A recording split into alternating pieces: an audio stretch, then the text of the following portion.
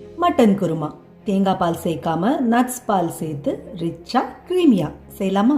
ஒரு குக்கர்ல 2 table spoon தேங்காய் எண்ணெய், மறுபடியும் சொல்றேன் தேங்காய் எண்ணெய் சேர்த்து அது கூடவே ஹோல் ஸ்பைசஸ், தின் ஸ்லைசஸா கட் பண்ண ஒரு பெரிய வெங்காயம், கொஞ்சமா உப்பு சேர்த்து வெங்காயம் ப்ரௌன் ஆகிற வரைக்கும் நல்லா வதக்கிக்கலாம். காரத்துக்கு பச்சை மிளகா இடிச்சு சேர்த்துக்கலாம். கூடவே இஞ்சி பூண்டும் இடிச்சே சேர்த்துக்கலாம். கூடவே 2 மீடியம் சைஸ் தக்காளி தென் ஸ்லைசஸாக கட் பண்ணி சேர்த்துக்கலாம். மஞ்சத்தூள், மிளகாத்தூள், இதில் மிளகாத்தூள் கலருக்காக தான் சேர்க்கணும். அதுக்கப்புறம் மட்டன் சேர்த்துட்டு தேவையான அளவு தண்ணி ஊற்றி குக்கரை மூடி விசில் போட்டுடலாம்.